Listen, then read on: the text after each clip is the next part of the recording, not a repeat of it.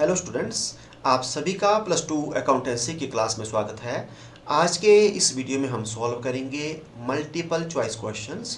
जो क्वेश्चन पूछे गए हैं फर्स्ट टर्म असेसमेंट सितंबर 2021 में हर घर पाठशाला के द्वारा।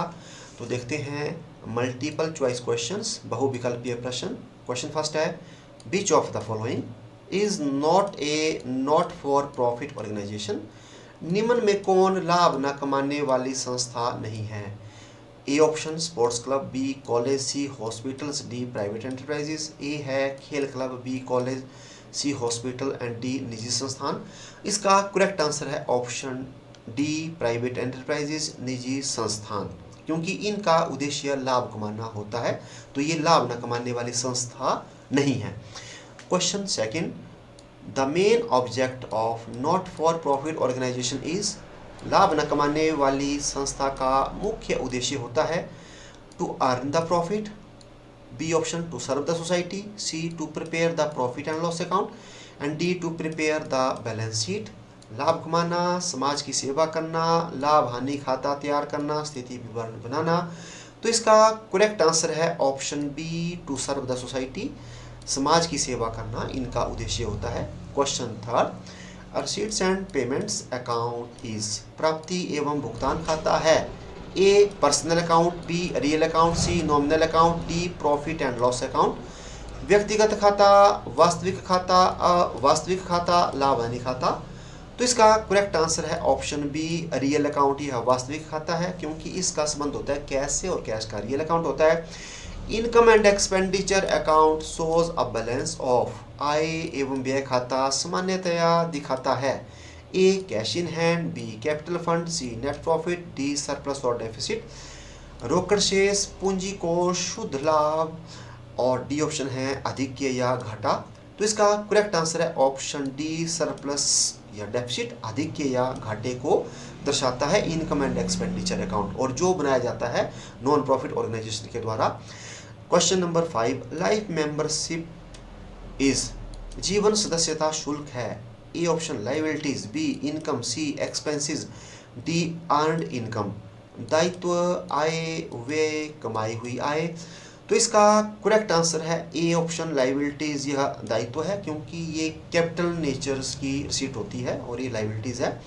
Question number 6, to start a partnership business what should be the minimum number of partners. साझेदारी व्यवसाय आरंभ करने के लिए न्यूनतम कितने साझेदारों की आवश्यकता होती है? ऑप्शन ए है 2, बी है 10, सी है 4 एंड डी है 20। तो इसका करेक्ट आंसर है ऑप्शन ए 2। तो मिनिमम 2 पार्टनर्स की रिक्वायरमेंट होती है पार्टनरशिप बिजनेस को चलाने के लिए। Question number 7, what type of agreement is used to form a partnership business. साझेदारी व्यवसाय में किस प्रकार का अनुबंध प्रयोग में लाया जाता है? ऑप्शन ए है रिटन एग्रीमेंट, बी है ओरल एग्रीमेंट, सी है रिटन और ओरल एग्रीमेंट, डी है नन ऑफ देम। लिखित अनुबंध, मौखिक अनुबंध, लिखित या मौखिक अनुबंध, इनमें से कोई नहीं। इसका करेक्ट आंसर है ऑप्शन सी रिटन और ओरल एग्रीमेंट, लिखित या मौखिक अनुबंध प्रयोग में लाया जाता है।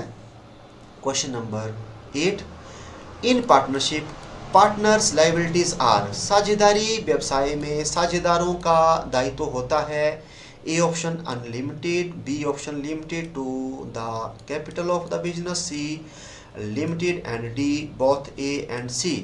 असीमित व्यवसाय में विनियोजित पूंजी तक, एंड सी है सीमित और डी है ए और सी दोनों। तो इसका करेक्ट आंसर है ऑप्शन ए अनलिमिटेड। असीमित लाइबिलिटीज जनरली रहती है पार्टनर्स की। Question number 9, what is the partnership written agreement known as. साझेदारी व्यवसाय में लिखित अनुबंध को किस नाम से जाना जाता है? देखते हैं। ऑप्शन ए है partnership contract, B agreement, C partnership deed and D है पार्टनरशिप एक्ट। साझेदारी अनुबंध, अनुबंध, साझेदारी संलेख, साझेदारी अधिनियम। इसका करेक्ट आंसर है ऑप्शन सी पार्टनरशिप डीड। इसको साझेदारी संलेख के नाम से जानते हैं हम रिटन एग्रीमेंट को।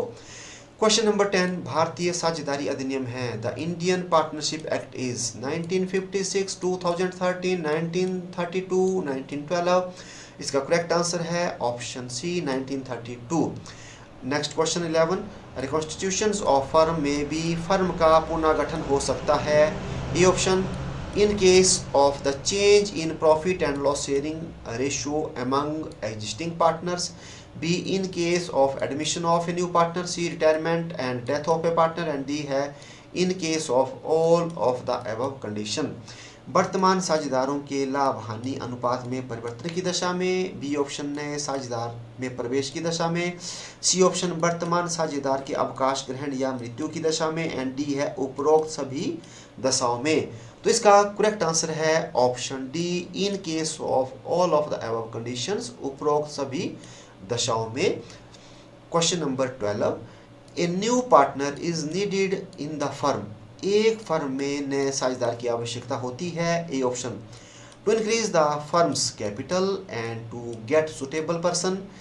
B, to increase the profit of old partner. C option, to increase the capital of old partners. And D है to binding up the firm.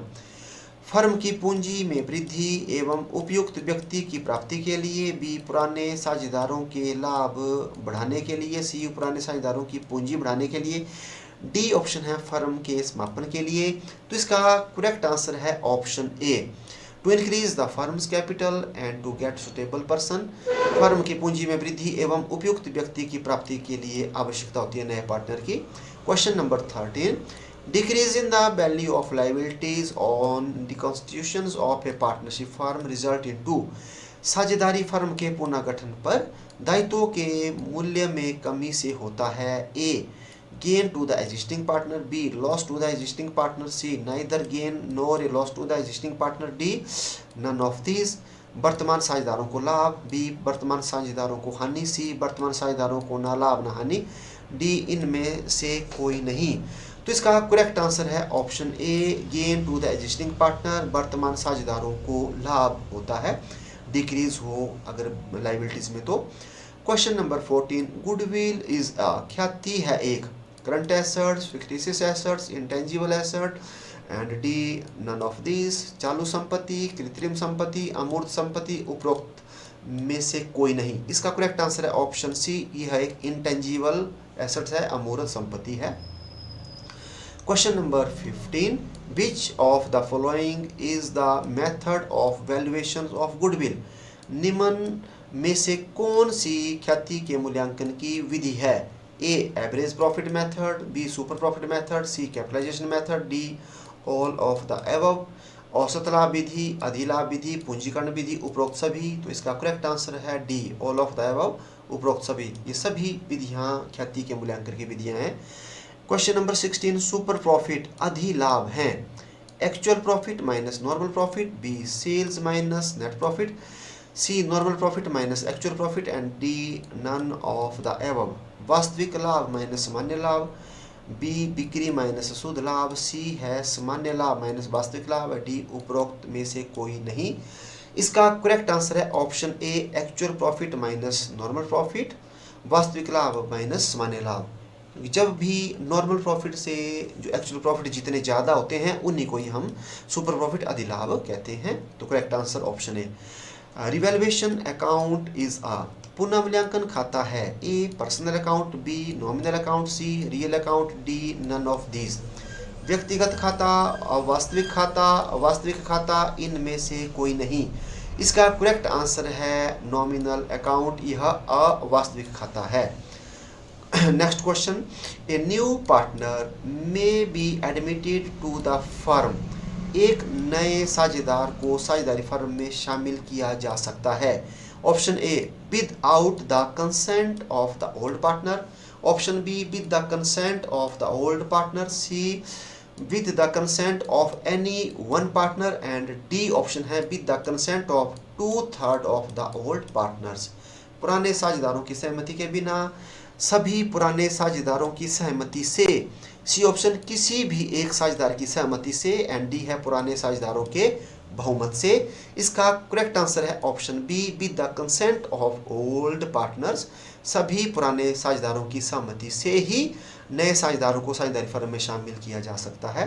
Question number 19, the sacrifice of old partner is equal to. पुराने साझेदारों का त्याग किसके बराबर होता है। A option their new ratio, B option their old ratio, C option है new share minus old share and D है old share minus new share. उनके नए अनुपात में, बी उनके पुराने अनुपात में, सी नया अनुपात माइनस पुराने अनुपात एंड डी है पुराना अनुपात माइनस नया अनुपात। इसका करेक्ट आंसर है option D old share minus new share, पुराने अनुपात माइनस नया अनुपात। Question number 20, the meaning of retirement of a partner is, साझेदार के अवकाश ग्रहण का आशय है A option incoming of a partner in a firm, B outgoing of a partner from the firm, C outgoing of all the partners from the firm and D death of all the partners. किसी साझेदार का firm में आना, किसी साझेदार का firm से चले जाना, सभी साझेदार का फर्म से चले जाना, सभी साझेदार का मृत्यु हो जाना।